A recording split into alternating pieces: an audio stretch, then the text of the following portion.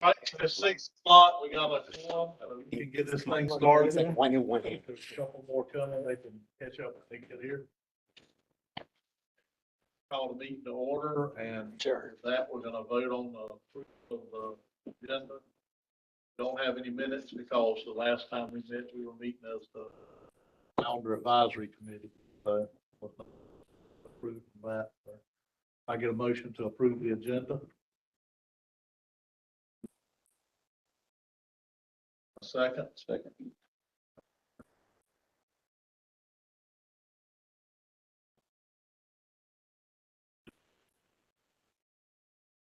All in favor of it? We don't need a roll call vote. All in favor of approval agenda? That everybody? Okay. I guess we're looking at a draft Southern Flounder Fisheries Management Plan. I think this year, I think it's scheduled to go to 40/60, and this is something that was put in to try to go to 50/50 sooner, to try to help the recreational fishery. And then once we do this, this presentation they're going to give, then we'll ask for public comment after that. All right. Good evening, committee members. My name is Jeffrey Dobbs. With me today is Dan Zapp. We're the FMP coordinators for the division, and we're the leads for the Southern Flounder FMP Amendment 4. Also with us today are the division's lead biologists, Anne, who's online, and Holly White, who's here in person with us. So today I'll be presenting an overview of Amendment 4 to inform our discussion today. This amendment originated from the MFC's motion to open the Southern Flounder FMP for the review of the plan to begin in 2024. The intent is to allow for more recreational access while maintaining the rebuilding requirements of the North Carolina Southern Flounder FMP Amendment 3 that was passed at their August 2024 business meeting. The sole issue in this amendment, increasing recreational access to Southern Flounder through sector allocation parity, was developed to address this motion. So here's a quick outline of what we are going to be discussing today. I'll begin with a review of the timeline for this amendment, then move into the base plan, and remind everyone of the stock status from the 2019 stock assessment update. We will then move into an overview of the loan issue paper in Amendment 4, beginning with the issue origination, followed by some background information before moving on to the discussion section and proposed management options. Here's the timeline for development of Amendment 4. Please note that this timeline is significantly abbreviated from typical plan development. This is necessary in order to adopt and implement new management measures in time for the 2025 flounder season. If any step in this process is delayed, then it will require a special meeting from the MFC, or development of this amendment will be terminated. Just to note, this amendment is only meant to provide a short-term approach to the MFC's motion while Amendment 5 is developed. Long-term, more comprehensive approaches for recreational and commercial management will be addressed during subsequent development of Amendment 5. As a reminder of the current stock status of Southern Flounder, the South Atlantic Southern Flounder stock is overfished, and overfishing is occurring as of 2017, the terminal year of the 2019 coastwide stock assessment update. I will now discuss the sole issue paper for Amendment 4 titled Increasing Recreational Access to Southern Flounder Through Sector Allocation Parity. So at the August 2024 MFC business meeting, the MFC passed a motion to amend the Southern Flounder FMP for the review of the plan to begin in 2024. The intent is to allow for more recreational access while maintaining the rebuilding requirements of the North Carolina Southern Flounder FMP Amendment 3. Due to the constrained time frame to enact new management in 2025, the rebuilding requirements of Amendment 3, and the prescribed nature of the DEQ Secretary's approval, the only approach to accomplish this in 2025 is by accelerating the shift to sector allocation parity in 2025 rather than in 2026, as originally scheduled in Amendment 3. Southern Flounder are currently managed under Amendment 3, which was adopted in May 2022, and implemented a quota-based approach to rebuild the stock to the SSB target by reducing North Carolina's portion of the catch by 72% compared to catch in 2017. the terminal year of the stock assessment. Quota management includes paybacks for more precise management and to account for quota overages. Quota was set to 548,000 pounds of tag. To meet the 72% reduction required to rebuild SSB to the target, the quota was set to 548,000 pounds of total allowable catch, or TAC, which results in 532,000 pounds of total allowable landings, or TAL, when the estimated dead discards are accounted for. This TAL was further divided into commercial and recreational sector allocations. The allocation was set to 70% commercial and 30% recreational for 2021 through 2024 based on historical landings, with an allocation moving to 60-40 in 2025 and 50-50 in 2026. This figure shows combined landings, discards, and overall reductions from both sectors since 2017, the terminal year of the stock assessment. Under Amendment 3, commercial landings have been closely monitored by the Trip Ticket Program to maintain total landings near the quota in near real time for each gear and management area suballocation. This approach is not realistic for the recreational sector, thus, a one fish bag limit and restricted harvest seasons have been used to constrain recreational landings. Total recreational landings are estimated through the Marine Recreational Information Program, or MRIP, and the DMF gig mail surveys, and those data are not available until after the fishing season. Dead discards for both sectors are not available until after the fisheries close, but are added to make sure that the sector's total allowable catch is not exceeded each year. Management under Amendment 3 achieved a 69% harvest reduction in 2022 and 68% in 2023, shown in the red box. Reductions from Amendment 2 are shown in the blue box. 72% target overall reduction has not been met through 2023 due to overages in the recreational fishery. This table shows recreational TAC and catch estimates in pounds with adjusted TAC based on overage reductions. As you can see, for 2022, total removals from the recreational fishery exceeded its TAC by an estimated 56,000 pounds. This overage was deducted from the 2023 recreational TAC represented by the adjusted TAC for 2023, and the season was reduced to 2 weeks. Despite this adjustment, recreational removals increased to 241,000 pounds in 2023, resulting in an overage of 127,000 pounds. The overage was deducted from the 2024 recreational TAC, leaving 43,000 pounds in adjusted TAC, which was less than the predicted recreational discards of 47,000 pounds, causing the DMF to not open the recreational season in 2024. A major contributor to recreational overages has been the higher than expected dead discards in the hook and line fishery, which have remained at or above the level observed in 2017 despite shortened seasons. Estimated dead discards and MRIP landings estimates from the short 2024 recreational season are not yet finalized, but will be used to adjust the TAC for the 2025 season. The most straightforward approach to immediately address recreational access in time for a 2025 recreational season is to expedite the sector allocation transition to 50-50 in 2025 by amending the plan. This would result in a 66.7% increase in recreational TAL compared to 2024 by adding 106,000 pounds from the commercial sector to the recreational sector allocation in 2025. Under the Amendment 3 allocation shift scheduled to 60-40 in 2025, there will likely be a short recreational season in 2025. Expediting the shift to 50-50 in 2025 reduces the possibility of recreational catch overages that may mitigate the need for future season closures, though will likely not increase the length of the recreational season. However, maintaining Amendment 3 rebuilding requirements does not provide substantial harvest opportunities for any fishing sector regardless of allocation. And given recreational landings and discards levels in recent years, even with a shift to 50-50 allocation, season closures in 2026 and beyond remain a possibility due to overages. This allocation shift is a short-term solution to address recreational access. Long-term, more comprehensive solutions for recreational access will be addressed during the current development of Amendment 5. This table illustrates why even with more quota allocated to the recreational sector, the season will not be longer than previous seasons. Estimated recreational landings from 2022 and 2023 indicate an increase in catch over shorter seasons.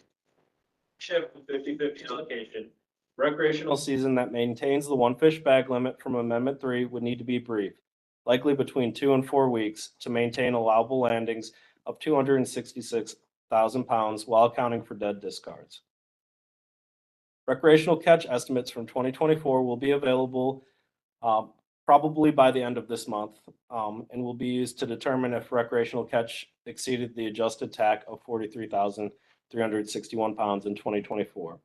Any overages will be subtracted from the 2025 TAL. The Amendment 3 management strategy provides guidance on the shift in landings from the commercial to the recreational sector. For Amendment 3, the pound net TAL allocation will be maintained at 186,000 pounds, and the poundage shifted to recreational landings will come from the commercial mobile gear TAL allocation because of the increased monetary investment of operating and maintaining pound nets. This will leave 79,718 pounds of TAL for mobile gears, minus any overages that may have occurred in 2024. This allocation shift is not likely to increase recreational season length beyond 2 to 4 weeks, but will likely further shorten the mobile gear season. Based on recent mobile gear landings trends, the scheduled allocation shift will result in a mobile gear season that will likely last 1 or 2 days, which may be non-consecutive. It's important to keep in mind that this is an allocation issue, not a resource issue. The MFC tasked the division with creating more recreational access while maintaining the 72% reduction from Amendment 3. Due to this reduction, the amount of resource available hasn't changed. So the only way to address this motion in 2025 is to shift allocations. In a sense, the pie is the same size, it's just adjusting the slices. So the management options for Amendment 4 include status quo. Status quo would maintain the allocation transition schedule from Amendment 3, moving to 60% commercial and 40% recreational in 2025, and 50% commercial and 50% recreational beginning in 2026. This does not immediately address the MFC motion to increase recreational access to the southern flounder fishery. The motion would be addressed by a more comprehensive amendment process. The development of Amendment 4 would be immediately terminated if this option is selected. The second option would be to expedite the allocation shift. This option would expedite the commercial recreational sector allocation transition to 50/50 in 2025 rather than in 2026 as prescribed in Amendment 3. This option immediately addresses the MFC motion to increase recreational access to southern flounder. Long-term, more comprehensive solutions for recreational access will be addressed during subsequent development of Amendment 5 to the southern flounder FMP. Because of the abbreviated timeline to complete this amendment in time to have new management for the 2025 recreational season, these are our only options for Amendment 4. So here's the timeline again, just to reiterate the abbreviated schedule of development and remind you where we are in the process. Summary of public comment and AC recommendations will be presented to the MFC at their May business meeting, where they will select preferred management. That I'll take any questions. Yeah, Brent. You stated in there that what was the reduction needed to rebuild the southern flounder stock? What was the adopted? What was the reduction needed? So 52% ended overfishing, and I think what gave us a 50% probability to rebuild the SSB to the target or to the threshold within 10 years. So that's the minimum. Right, and For 52 was the maximum, correct? No, not the maximum. That was to meet the target with, I think, 99% probability. But I mean, I was thinking 52 was the minimum, 72 was the maximum, and the division recommended the maximum when it was originally adopted. so you could obviously rebuild it. The fastest way to rebuild it would be a complete moratorium. So that would be your And that's what I recommended at that time for everybody. A complete moratorium for the 2 years, everybody been back fishing. And what we've done here right now is all we've done is change the allocation allotment. And you're not gonna fix the problem Next year, your dead discard is gonna take your fishery away from the recreational sector. The subsequent year, you're gonna kill them all in incidental catch. And it's not fixing it for anybody, and nobody gets to enjoy the resource. But at the same time, you're severely punishing the commercial sector,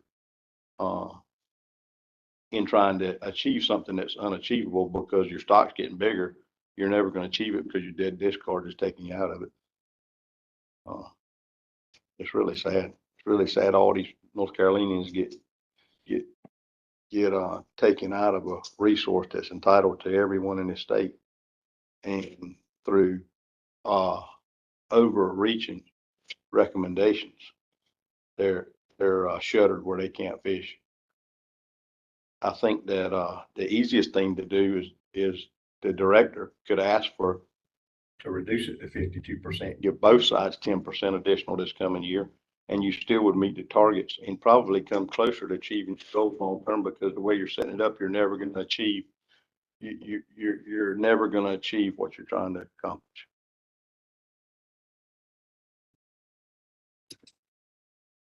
And my one thing is, you were 56 the first year over, and then you were 127,000 the next year over.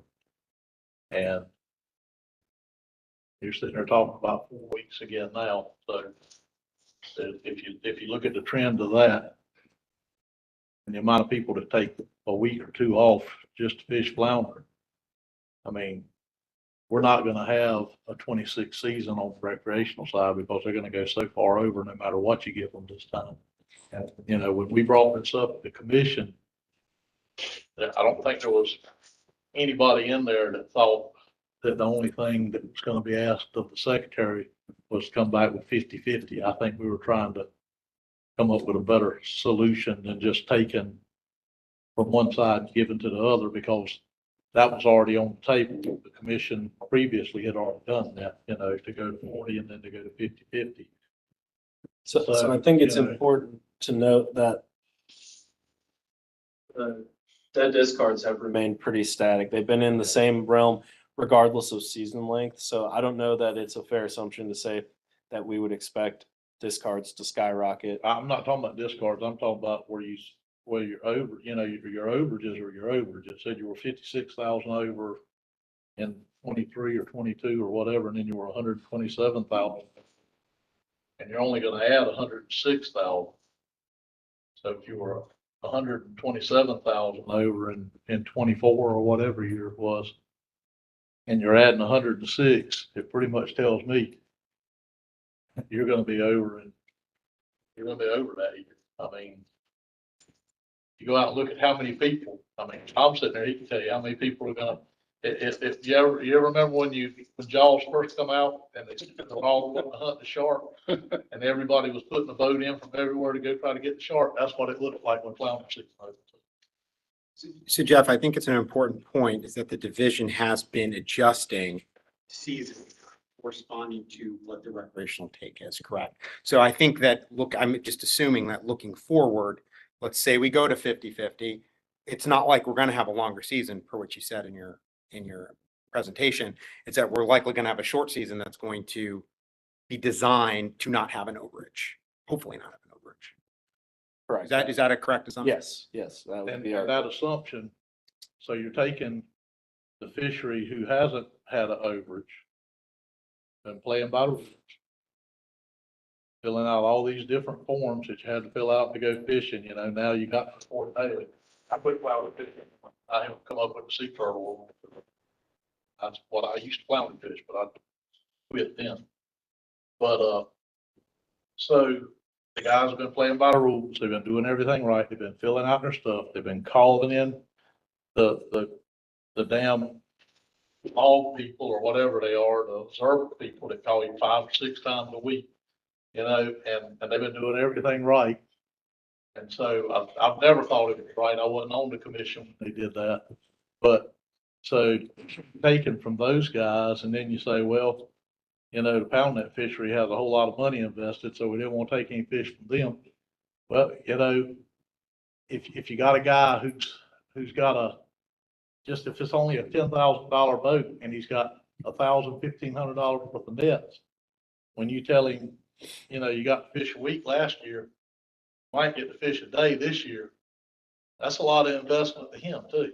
You know, it just depends on, you know, he may be living in a small place over here because that's all he can afford.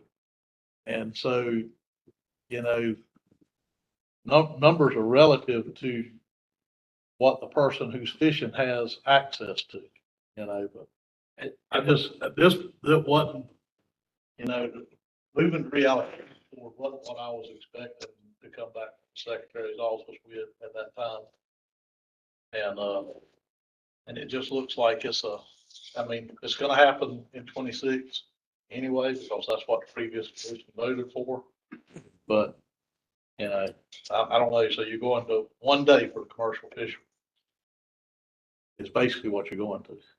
Yep. So, to respond to that, first off, to your point that the commercials have been staying within their quota allocation. The overages in the recreational fishery aren't the fault of the recreational fishery. This is just, it was impossible to estimate how effort was going to change based on these closures.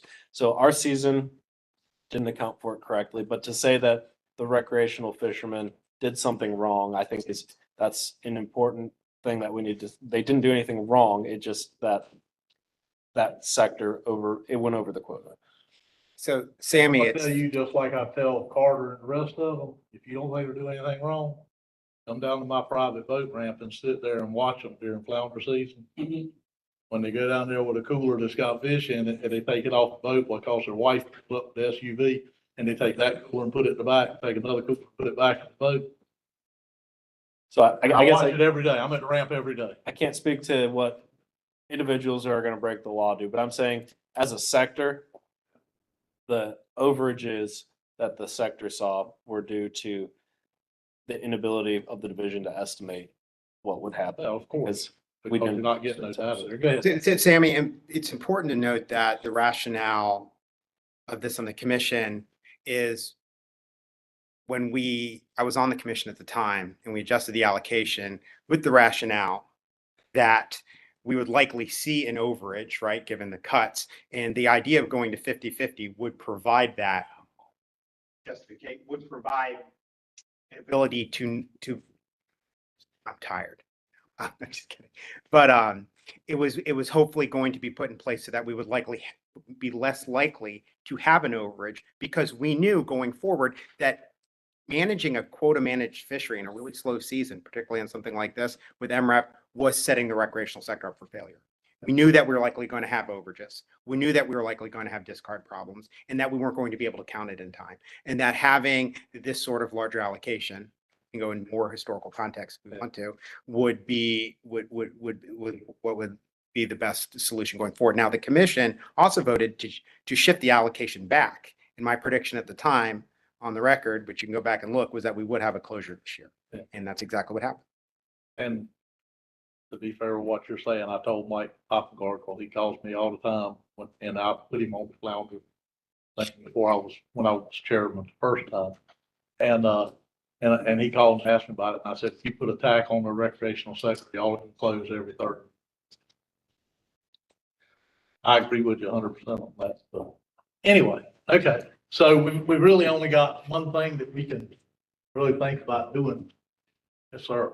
Were the figures that you put out there when you started the discussion based on a 4-week or a 2-week recreational? Which number are you talking? Oh, that Sammy put out. That was screen. That was on the screen up there. Yep, you can go back to it. about?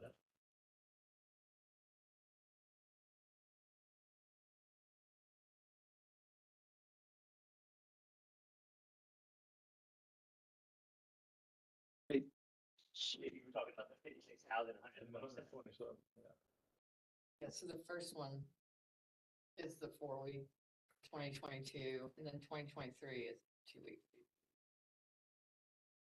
So if you're, I'm sorry, 2022 is the 4-week season, 2023 is the 2-week season.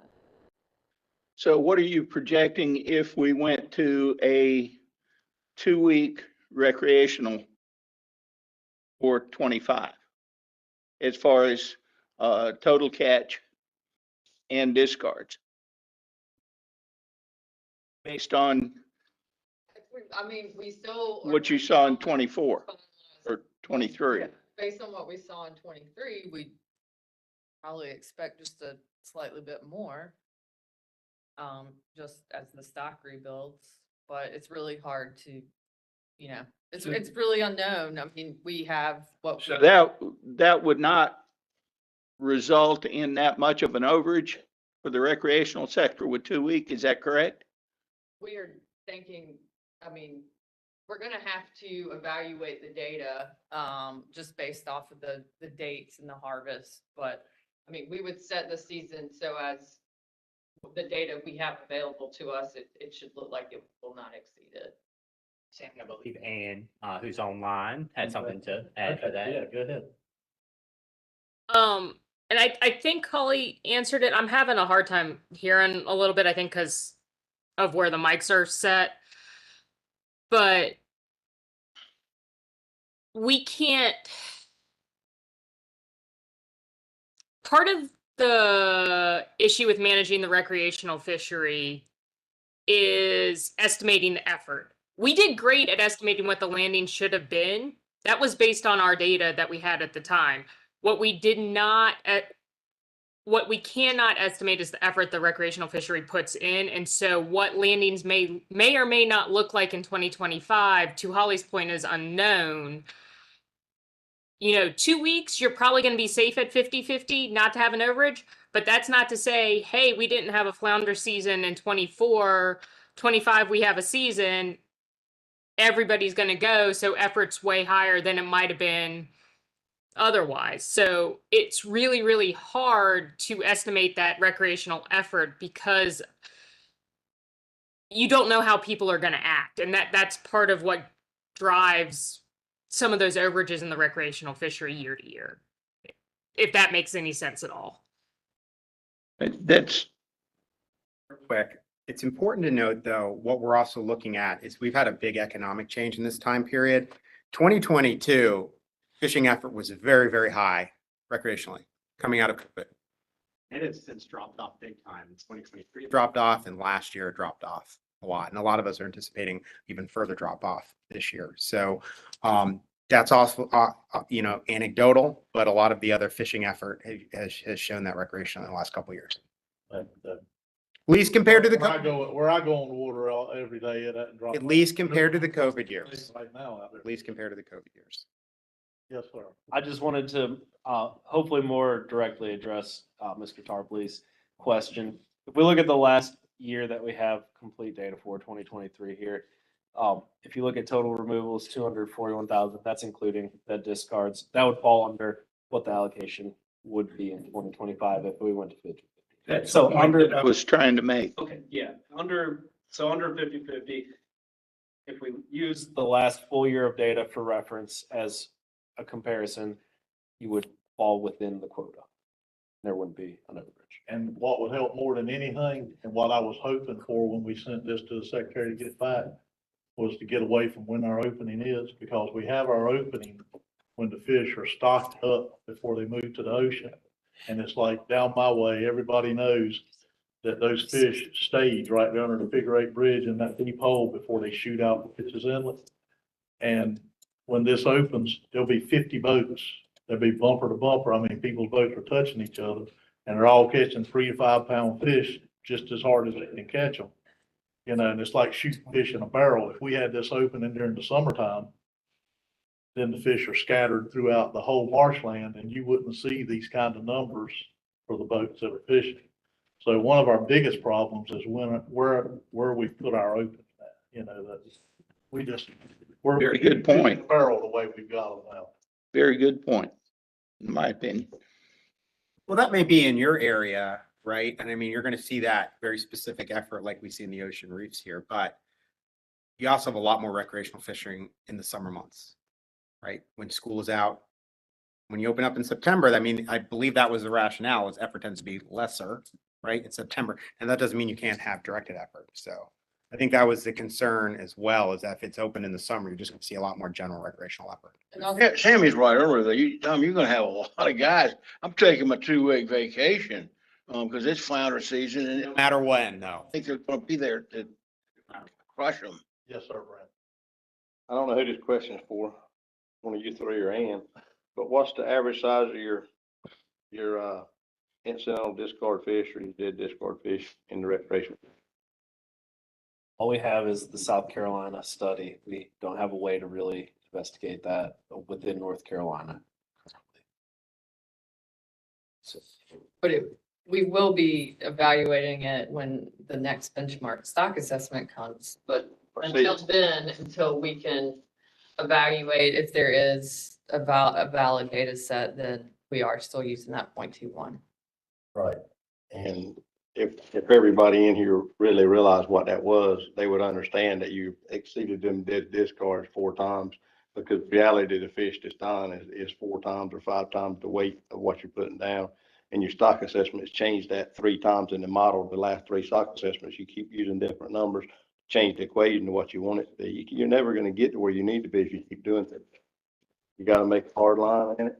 That's why the moratorium would have been the best thing. Everybody would put the pain, but 2 years later, we'd all be fishing. Your stock would have been rebuilt. Guys are never going to get here this way. All you're going to do is continue to create problems. You're going to continue to have the General Assembly step in and trying to overreach their bounds to do things for both sides of the sector. And the management never going to work. But what we're doing here is just what was directed, just for Amendment 4 is just what was directed by the commission. But I know you know what we're doing Amendment 5 and trying to address some of the other things that we can within the bounds of the secretary's approval. I was gonna say, what you're doing here is what the secretary came up with. What you're doing is what you're told to be done, but what you were educated to do to really, in school, to manage fisheries correctly isn't what you're doing. You're doing what the politics tell you to do, not what the fishery science tells you to do. And until we do it that way, we're never going to get it right. Sad.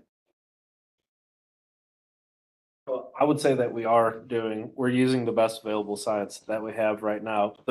So you think the average discard of a flounder that's thrown back is this size when the hook for a flounder is that big? That's what you believe. So the only way to redo that is to run the stock assessment. That is best management. That is how science works. We have to rerun the stock assessment. If we were to put in those larger fish to begin with, that would have changed the ultimate levels of SSB and F, because if the fishery was sustaining that much more biomass being taken out year after year, if the discards were that big, and that's going to change the values of SSB and F. So we can't say what it would have been unless we were to do a retrospective analysis, go back, put in 2 pounds or whatever the appropriate discard weight is. We don't know, but we don't have a study to tell us what that discard. Biomass is there. You go to every one and talk about how many flounders they catch. I was in the Philadelphia airport last night, sitting down, getting ready to have something to eat and talking to a fellow from Raleigh. And the first thing he asked me, what do you think about that flounder fishery? I said, but it's sad. I said, but there's plenty of fish. He said, well, that's what I think of the fish down around Topsail. He said, every time we go, we catch 20 or 30. We just had to throw them back. I said, do you realize every 9th or 10th one you kill one? What? They die. Oh yeah, they die. But when just to maybe close up the discard issue, when we had the stock assessment with the data through 2017, we did not have, we have just started our multi-species tagging to start tagging southern flounder in the volunteer tagging program. So what the hope is that in the next assessment, we'll have a longer time series and hopefully be able to better evaluate that. But I understand what you're getting at here about the number and the next thing that's made so much change is something that Mr. Roller said. You had the change in the MREP program and how it's accounting for the fisheries, and it was never designed to try and target or capture a 2-week season. It's not designed that way. It's not supposed to work, but it's expanded so much of some of your numbers and so skewed one way or the other. I mean, it's And like I say, it's really sad, but with the fishery rebuilding the way it is, it's really sad that the director won't step up and soften the requirement, which she has the right to do in a proclamation authority, and soften it to 52%. No, she can't do that by proclamation. And then, Yeah, And Ann wants to say. yeah, We can definitely do it through a supplement. well, it would have to come from secretary approval through the commission and. So maybe that's the smartest thing we can work on, is trying to get the secretary to agree to soften it to 52%. So both sectors get a little bit of relief. and that is similar to what the Northern Advisory Commission or Committee recommended. Go ahead, Ann. Thank you. So I was going to speak to that. Northern did put in a motion to ask the commission to ask the secretary to go down to a 52% reduction. But to get back to you, the point about MRIP, yes, MRIP is not designed, it is not designed to be a quota management program. We understand that. But in terms of how we're using the data and taking it to a 2-week period, in North Carolina, we put a lot more effort into getting recreational data than any other state. So while in general, MRIP is not set up to do that, North Carolina's data does provide us that opportunity to take it down to these 2-week, 4-week seasons. And when you look at the flounder data, the PSEs are actually, so the percent standard error, which tells you how much variability is around that estimate, is actually very good for our flounder estimates. So I just do want to put that out there, that the MRIP data is still a valid way to look at the rec fishery for this. So you agree with the dead discard percentage of weight as it stands now? You don't think it's 4 and 5 times that it actually is? And if it was that much, how much it would explode the harvest and the mortality in the fishery? So that those are two completely, so the numbers of dead discards come from MRIP. The weights are coming from a South Carolina tagging study, because that was the only study that we have and really still have that you can look at the length frequencies of the discarded fish under 15 inches. And at the time that 0.21 pounds was applied, the bulk of those fish in that study were on the smaller side of the length frequency. And so that's where that 0.21 pounds comes from. The division does recognize that problem, we need to address that, but we just cannot address it at this time until we go through a benchmark. Yes, sir. Just, I sense there's confusion on the calculation for dead discard. So we take the discard estimate that just discards, not dead, just discards that are reported through MRIP as left eye genus. Then we use the catch during the season to figure out what percentage of that is southern flounder. Then we apply a 9% mortality rate. Then we apply the 0.21 weight to it to calculate the dead discards in poundage. So it's a multi-step process. MRIP variability doesn't really play into our estimate for the discard size. But like I was saying before, if we were to go back to the current stock assessment and say that the discarded fish weighed 2 pounds, that would change the value for SSB, and that would change the value for F. It would not change the trend for what we're seeing in the population.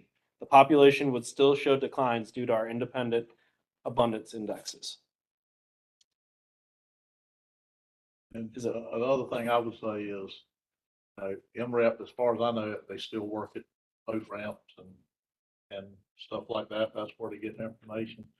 And, 20 years ago, between Wrightsville Beach and the high-rise bridge at Tops, there was probably, I don't know, maybe 2,000, 2,500 houses on the water with a dock people tied their boat up to. Now there's probably 100,000. There's one on every lot. There's not a piece of property left. Somebody told me the other day there was 3 or 4,000 docks on Wrightsville Beach. And it's a little place. And we get no information from any one of those. Well, if they're a participant in the mail part of the survey, then we would get, I mean, the MRIP survey is set up very If they're. statistically. How many male participants do you think you got? Well, I don't So know, but I mean, they query they use the license database to send out the mailers. Our for private the boat ramp's got 500 people that use it and they use it. And Hands better handle. they never, nobody ever comes there to check them. And I've had a recreational license since the first day they give them out. And everybody says, oh yeah, but they do call data. I've never had a phone call. Well, I mean, this is a common thing that we Yeah. hear with Yeah, oh, MRIP yeah. data. I mean, it's just But that doesn't mean it's not a good, I mean, no, I was. It's a survey. valid Help survey. So, Yeah. Sammy, if you don't mind, I'll just speak a little bit about You used to do that. about MRIP. Yeah, I did MRIP for over a decade. So the Marine Recreational Information Program is, I'm sure y'all are aware of this, it's a federal survey that's contracted out through the state. And when we talk about MRIP, we're actually talking about two different surveys. One of them is, we call it the APIS, it's the Access Point Angler Intercept Survey.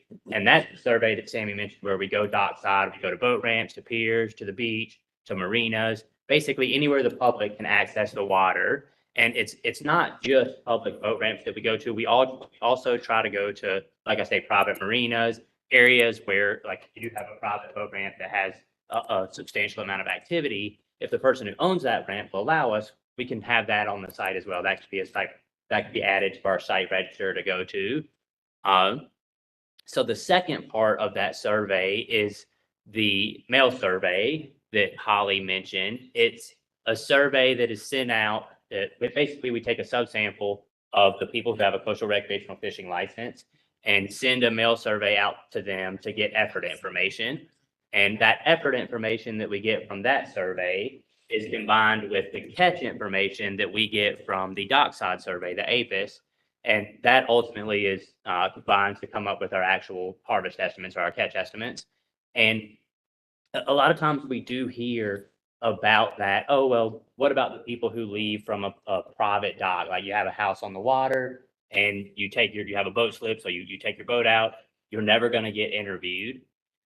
As long as the catch rates from those private docks are somewhat similar to the catch rates from the people who are putting in at the site that we actually have access to through MRIP, aren't too different. MRIP should still cover those private dock anglers. That's not to say that that MRIP does cover that accurately. It's not unreasonable to think that there might be a difference between what the success rate of someone from a private dock versus a public boat ramp or something, that could be different. But there is a mechanism within MRIP to capture that actual catch that happens at private docks. Very good. And when they went, Emirates recently changed to that mail survey from a phone survey, because as we both all know, I don't answer my cell phone. I don't know who's calling me, right? And that's the big issue with MREP now, is they have found that it is likely overestimating recreational catches because of the questions of the way the survey was, or the way the mail survey was done, correct? And so currently the federal government is underdoing a pilot. Letter. So I think it's also important to note that the sheer volume of trips that occur in North Carolina, you're talking millions of trips. Oh, yeah. And if you think about the number of MRIP sampling trips that are made per year, it's in 1,000 or. We get somewhere about, I think it averages around 15,000 intercepts per year. Brandy, is that correct? Somewhere around there? And the trips, what, 20 million, 15 million, somewhere around there? So you're pretty much looking at like a 1 in 1,000 chance of you being a person that was of your trip being sampled. It's important to note too, the site register, the way it's done with MRIP is we have pressure estimates for sites based on time period. So basically we have 4 6-hour time periods, and based on the amount of activity that we see or that we expect at that site in those time periods, we assign it a pressure value. So if it's a higher pressure site, or likely MRIP interviewers will probably be there more frequently. So if you are someone who's fishing at one of those lower pressure sites, like a boat ramp that doesn't get much activity, the chances of you being intercepted by the MRIP surveyor are even smaller.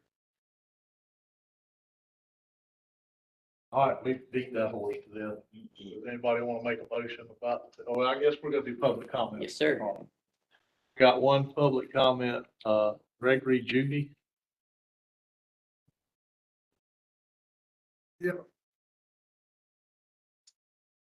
I'll just read what I got. Well, I won't miss anything.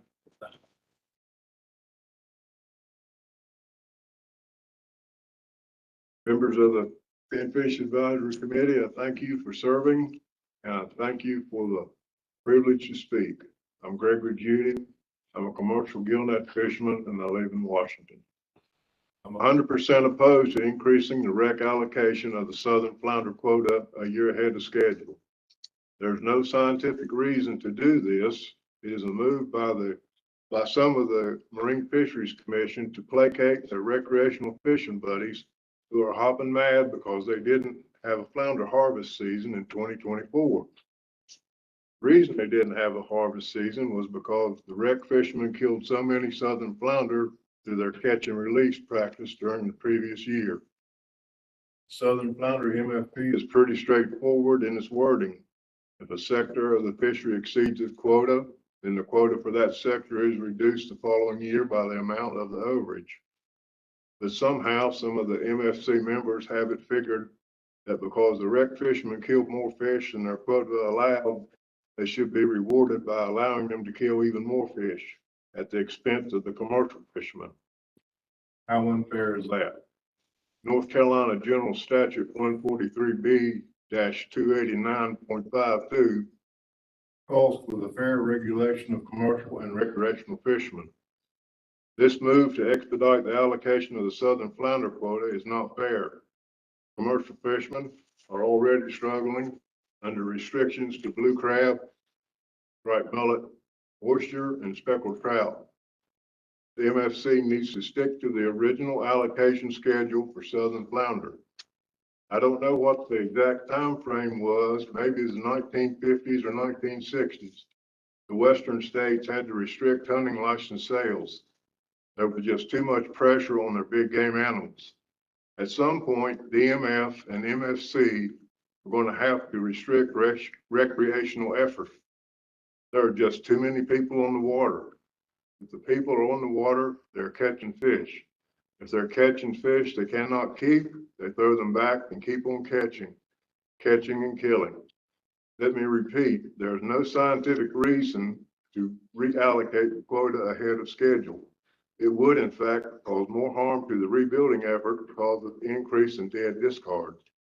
If MFC goes ahead with this move and gives the rec sector 50% of the quota ahead of schedule, it just underlines the Commission's commitment to the destruction of the commercial fishing industry.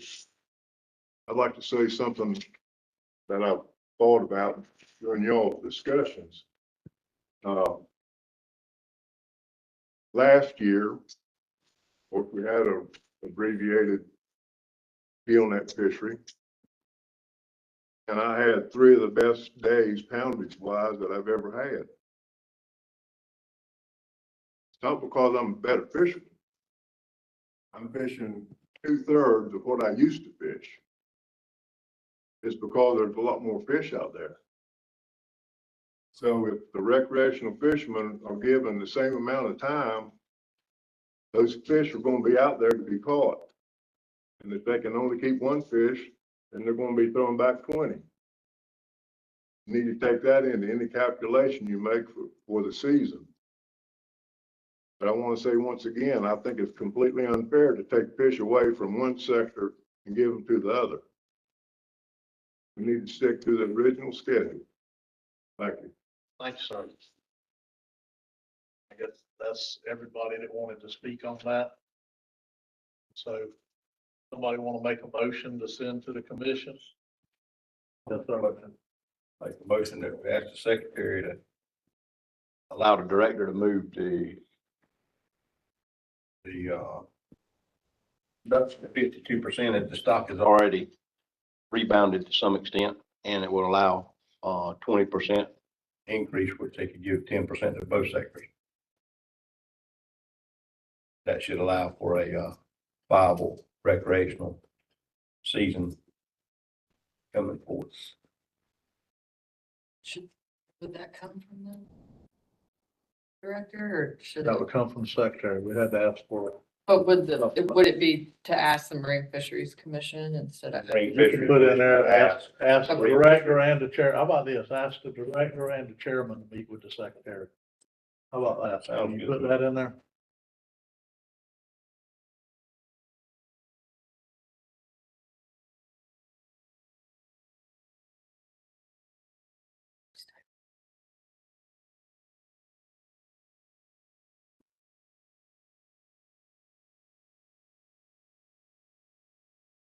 Jesse, could you share the?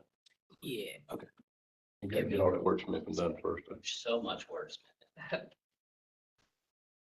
it's ask the director and chairman to meet with the secretary. And Brent, can you repeat the last part you said about 10%, just to make sure I have that? So I'll just read through your motion way to it. Motion by Fulcher to ask the Marine Fisheries Commission Chairman and Director of the Original Marine Fisheries I would think, to meet with the Secretary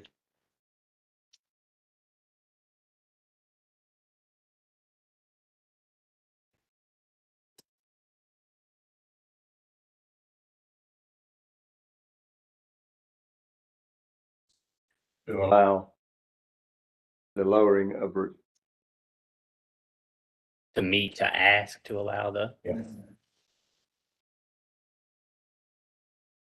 Or From supplement, or 72. supplement to ask for that. Would have to go through a supplement process.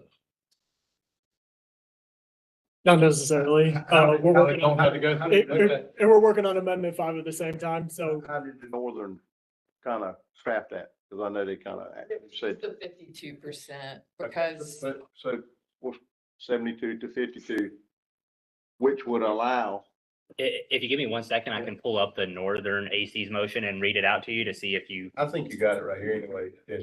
I just think right there after 52%, which would allow 10% additional tax for both sectors. Just two things. One, we went over the wording over and over. I think as long as you're telling the commission what you want, generally, we don't need to worry about the intricacies of this motion. But I think it, as Mr. Judy, the statute should be fair.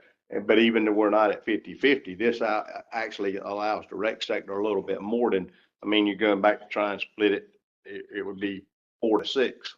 So instead of do that, just split, if they allow the 20%, allow that to be split evenly at that point. And that's kind of how the Mid-Atlantic did some of their stuff over a certain point on the summer flounder fishery over the nine quota. Anything over that, we reallocated some stuff between states because of some of the ask and some of the change in the fishery. So it kind of would kind of align, but it would depend on the secretary. So the one thing that's important to this amendment is that you want to stay at 60-40. That's correct. And if the secretary were to address this, it would add that to each side, still remaining at 60. So we probably need to put that in the very beginning. can you repeat that one more time? Okay. can I just, Yeah, say one more. I think it might be more concise because I think what you're saying is you prefer the 52%, but you just want it split 50-50 that way, right? 60. Or 60-40 Yeah. now, No. but when we go to the 50-50, you want that on a 52% reduction and not a 72% reduction. Correct. Okay. So would it be helpful instead of saying which would allow 10% additional tax for both sectors? Because you can interpret that to mean 10% of the tag that we currently have as an additional tag. Right, so that's why I was gonna put, You could change it to say, where the additional tag that is available because of that lowering is split evenly between the sectors. that's fine, but we still need to address that, the motion, tentative motion, the 60-40, which has already been voted in. I have a simplistic way to do that. There you You could just say to remove or to move the reduction from 72 to 52 while maintaining the Amendment 3 sector allocation schedule. And that way we're not saying how we're gonna split it up. It's just gonna be 60-40 this year, 50-50 next year, whatever the TAC ends up being on that reduction level. And that way we don't have to try to specify and do fractions of percentages. And I think that's simple.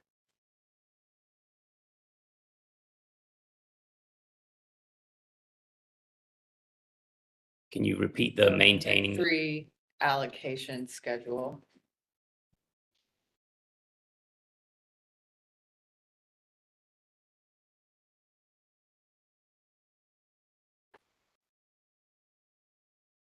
Brent, does that capture what you wanted it to Yeah, capture? but I was just trying to, if the secretary was gracious enough to allow the softening of that by 20%. I think the rec sector is gonna need it because they're always gonna overachieve with their discard. It's only gonna get worse as the fishery gets healthier. It's gonna get to a point they're gonna eat their catch up just through their discards, not even gonna have a fishery, and that's really sad. So that's why, I mean, they're gonna end up with, instead of getting a 10%, they're gonna end up with 8% or something. That's why I said 10% on the split, because then it looks like you're trying all you can to help the recreational fishermen, but at the same time, not completely starve the commercial guy out of his livelihood. But that's fine. I mean, that'll get worked out when that meeting. That's what I was, yeah. That'll get worked out at the meeting between the director and the chair and the secretary. So. And we might not even have to worry about it. Might not even get a second. Can I get a second? I'll second it.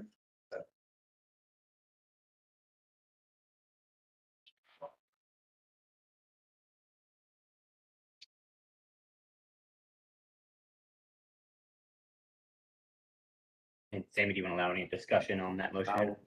Gonna see if, I didn't see any hands go up, so I'll go on with a vote. I will go ahead and, Jeff raised his hand. Okay. Good, Jeff. yeah, thank you. I'd like to hear from DMF folks on what's the latest from the survey. So this is predicated right on that we've seen a positive response of the population to go from the 72% to the 52%. So if someone familiar with some of the monitoring programs could give us some information on that, that would help me with my vote. Thank you. And Jesse, I can speak to that if you want. That would be great. Right. And so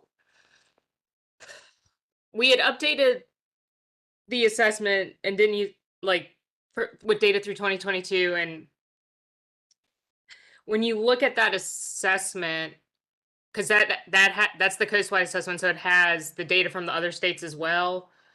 All the indices in that assessment were either still down, or if they were increasing slightly at the end of the time series, the trend was flat, meaning it's not a true increase. It's just not getting better.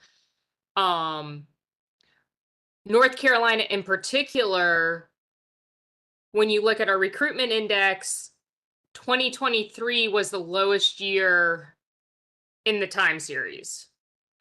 The adult index is going up slightly, but again, that trend is flat. Over the entire stock, the length and the age is still truncated. So while we have anecdotal information that people are seeing bigger fish, nicer fish, that's not necessarily translating into the data And we do a lot of sampling. And so we're not seeing, we should see an expansion of the age and length comps, and we're not seeing that. So at least when you talk about age, we should be seeing more 4, 5, 6, 7-year-olds all the way up to 9-year-old fish, and we're not seeing that in the data. Jeff, Can I does ask- that can I answer your ask something question? about your sampling first? Can I ask you something about, so are you still doing your sampling like you've always done, going to the same spots, sitting in the same areas that you set in, so that it's called a random, because that's what So- usually that surveys are, that they go to the same places. Is that correct? So it depends. Our juvenile trawl that we use for the recruitment index, that is a fixed station design. But again, it's relative. So if the fish are there for any given year, you would still pick up on that signal. The adult index, which is our 915 gillnet survey, that is a true random design. So we can sample anywhere within that grid that is drawn. So there is that random component to the adult survey. But again, it's relative. So you're picking up on year to year what's there. For the Gillnet survey, it's 1 mile grids, and they're randomly selected each month from whatever the given sampling. Yeah, well, I've seen, like Virginia Creek the other day, and BC Bay, and if I fished there now, I'd starve to death, so. I guarantee you can ask that gentleman sitting right there that said he flounder nets. If he fished right now where he fished 25 years ago, he'd starve to death. That's not what we're doing out there, is trying to target them, it's a Yeah, Brent. And this is Brent Fulcher. There's an assumption that the over 4-year class fish aren't there because you're not finding them, but I think it's through some of the tagging studies in the ocean. If those fish are found in the ocean and you have a healthy stock that's residing there, that's those larger or older year class fish, what would that effectively do to your stock assessment? That's hard to say what that would do, because we do have an ocean index, and it's not necessarily picking up on those fish in the ocean. That index was still down. So as long as the indices are down, that's going to still partially drive, if not fully drive, the stock status. I do want to say, when you look at the age data, it's about 50-50 whether or not the older fish are caught, like whether we see them in the inside or in ocean waters. So when I was looking at the age data the other week,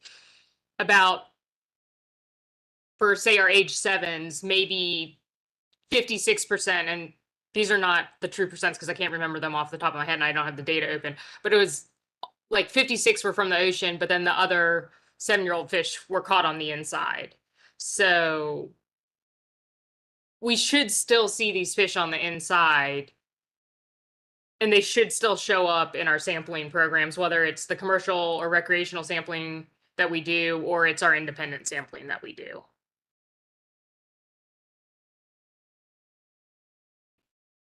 And Yes, sir. just to sort of directly address Dr. Buckle's question, we have for the 915 survey and for program 120, which is the juvenile trawl, we don't have 2024 yet. We have some data delays this year, but through 2023, the adult survey program 915 was up from 22, slightly up from 2017. The juvenile survey is down in 2023, was down from 22 and still slightly lower than 2017. So we see a mixed trend through 2023, and we don't have finalized data for 24 to make any comment on those trends.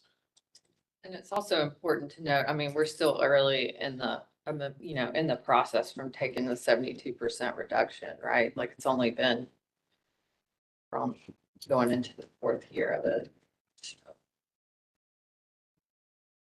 All right. Thanks for the information. Guess we beat that to death, so how about a vote? Good. Sammy, would you like me to do a roll call vote since we do have some folks on? Fine. Buckle, Nay. John, Walter, Aye. Hickman, Lord, Mock, Proctor, Roller, Barkley, Hey, Chairman Corbett. Yes. Change my vote. No.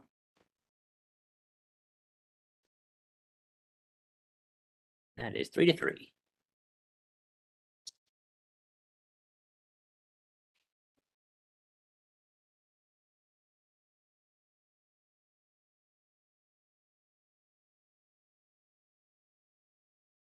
So Sammy, that motion fails because it's just. So let's have anybody got another motion?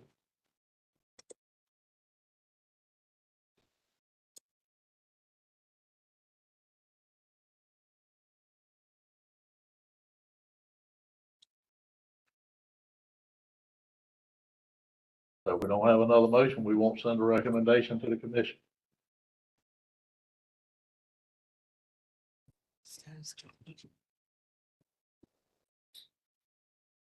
Okay. Done it one other time.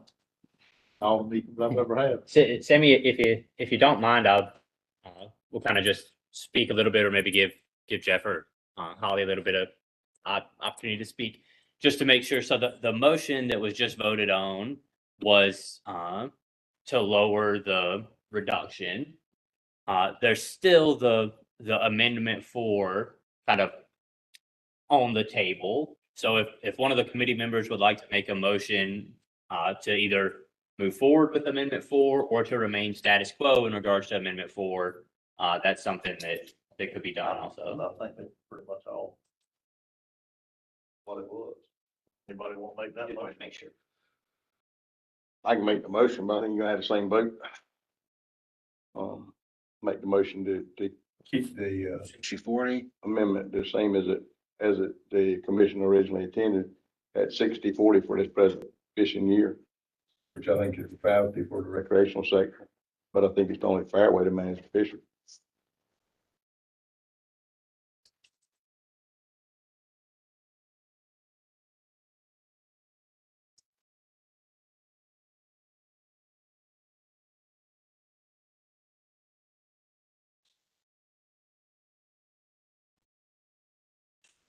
Second it. And I'll also say, we're really fighting over scraps, over nothing, which is a shame. But, I don't think it is fair to the commercial guys when they're doing everything right. They have the overages to punish them because the recreational thing didn't manage it correctly or didn't anticipate it correctly and had too many dead discards. So I don't feel it's cool to punish the commercial people. Well, the motion that's made here is just what. 60-40. So can I just, I think it's important that we look at this in the historical context, why we got here and why this decision was made beforehand. When we look at the southern flounder fishery in particular, you've got to go look back to the other amendments that go back 20 years. And there was a lot of decisions made by many former renditions of the commission to ignore science, to ignore rebuilding plans, and to continue going forward. And one of the big issues was you had a commercial sector with a lot of gear. Like right now we have a 2-day gillnet season. Well, that gillnet season was, I don't know how long it was, but it was most of the year. Fishermen using 3,000 yards. And during that whole time period, you had a commercial sector with a smaller size limit than the smaller recreational sector, fishing on an age 1 fish. That never let the recreational community even have access to these fish before they got big enough to keep. And so when we talk about things like the discard level of these fish being really small, the thing you used to hear before this past amendment was, I can't catch a keeper to save my life. And that's because so many of these fish were so much smaller than they used to be. So when I look at this, I think about it historically. And I don't think about it's who's doing wrong now or who's doing, who's doing anything wrong now. It's just more along the lines is that the recreational sector was never allowed to have more of an allocation, even on an open access fishery with no tax. And I'm gonna say one thing to that before Brent gets a chance to, Brent and I are sitting here, the commercial guys, for lack of a better term. We're sitting here trying to make it fair for both sides, give more to the wrecks, because we know the wrecks need more. And not trying to go into who's killing more of what, but, the wrecks need more fish to catch. The commercials would like to have more fish to catch, but that's gonna go away. And pretty much, Tom, every time you speak, it's of how terrible the commercial fishery has always been. That's not what I said. And that's pretty much the truth of it. I've been listening to you a long time. I put you on your first committee, so, but anyway, so I just, I would appreciate sometime for you to look at both sides of it instead of just the side you're sitting on, because, you're sitting here with a commercial license as a recreational fisherman. So when you run out of your recreational quotas, you can fish commercial quotas. So you're a hard one to be trying to tell us how the commercial fishery was bad and how you're. I didn't say it was bad, and you're definitely misconstruing my statement, and I don't appreciate that. It's just the fact of the way it was. It's not good or bad. It's just historically how it was managed, Sammy. Go ahead, man. So I'm gonna go back a little bit in the history of the fisheries. The fisheries have evolved, but you've always had sectors, both sides, and they always coexisted very well. And as I mentioned here today, fishery science got away from what we manage, and we get managing with political science. This southern flounder fishery, if you go back and look historically, our landings have been fairly static. You have good years and bad years because of Mother Nature, but they've been fairly static. And the fish have been harvested and they've been used. The way we're managing this fishery today is because of fight over allocation and a certain segment of the population wanting more than they actually are probably entitled to. So they're trying to take it from another sector. And I'm not saying recreation, I'm saying subsets inside of those groups. Now, we're still taking the same amount of fish that we've historically taken, but instead of utilizing them for consumption, we're leaving half of them on the bottom to be consumed by crabs and other animals, and we're not taking them out of the population. Go back and look at your landings for 50 years, fairly static.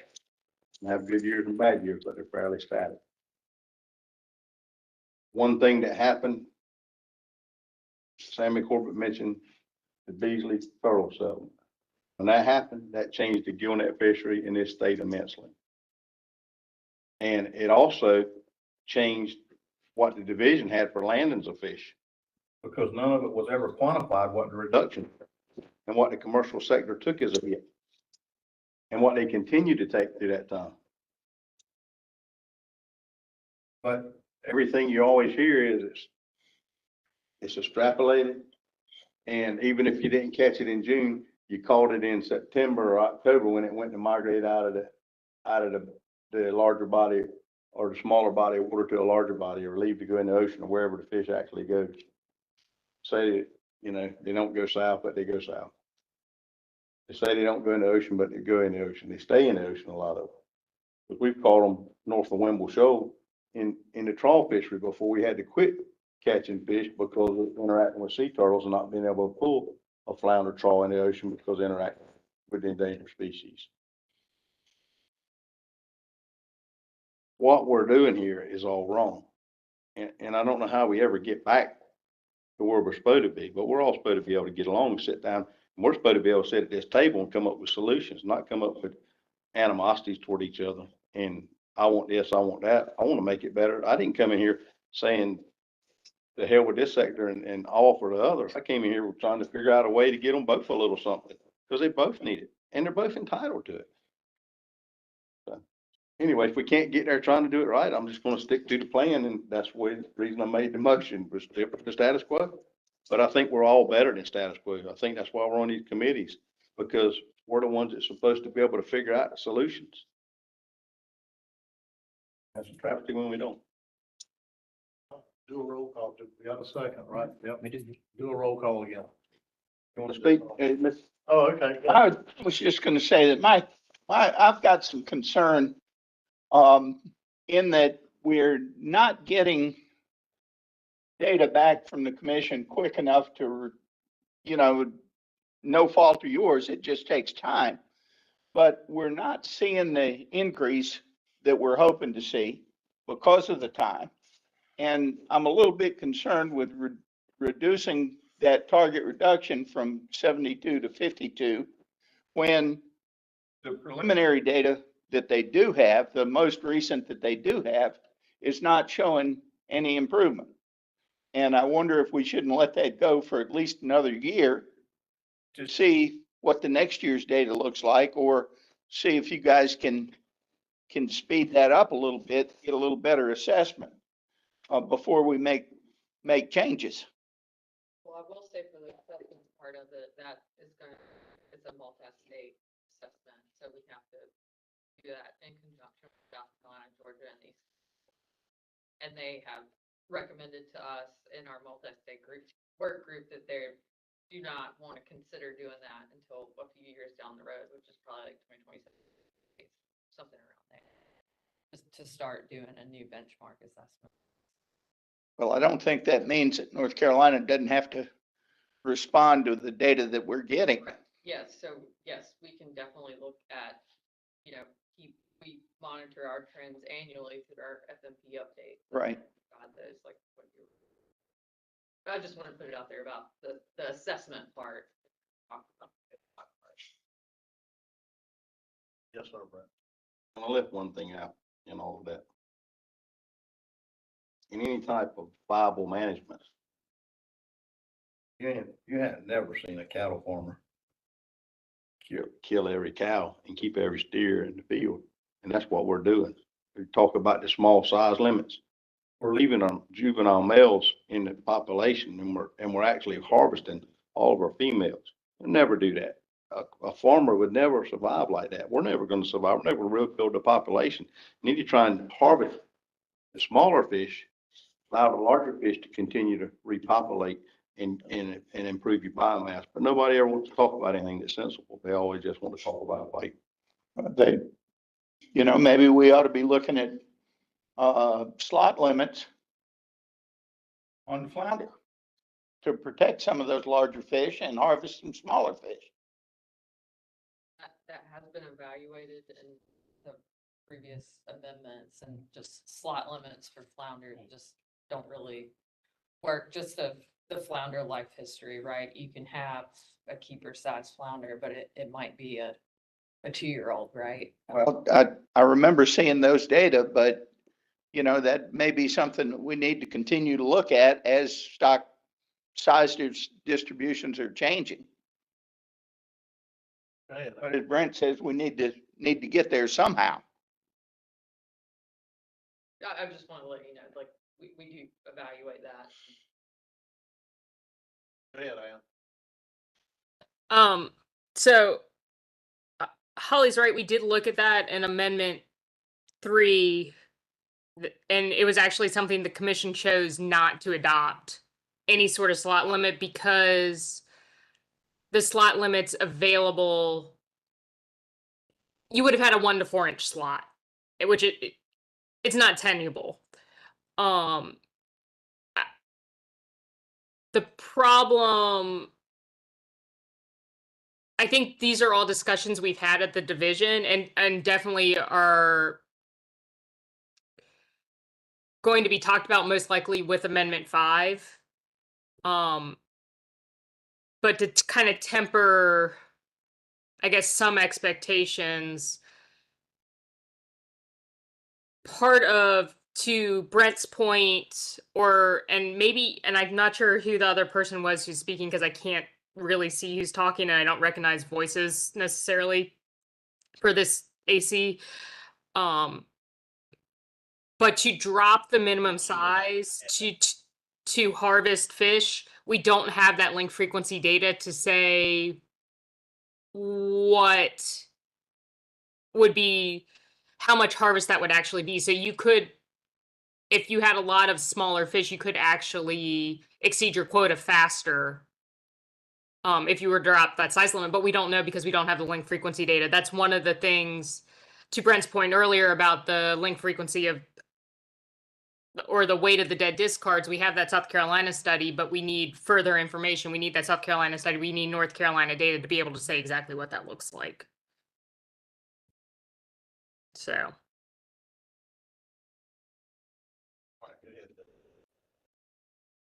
Yes, sir. Buckle, Abstain. Dunn, Fulcher, Aye or yes? Griffin, Hickman, Lord, Proctor. Aye. Roller. Sharpley Aye. and Chairman Corbett. Yes.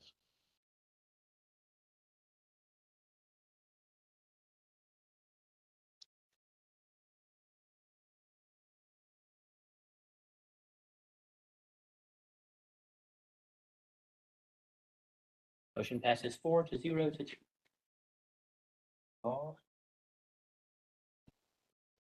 And I'm gonna say we're gonna adjourn. Good thing to say. Yeah, that's right. About all the flounder with fun with flounder we can have. Here, congratulations are in order. Sure. No, I mean, you have, you already got a child or something. Congratulations. Congratulations, Tom. Boy or girl? Fantastic. Is this your first or second? Good, that's important. This is your first child? Oh, man, that's great. Awesome. That really is. God bless.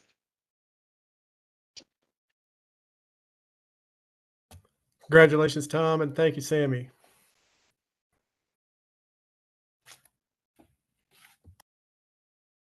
Yep. Congrats, Tom.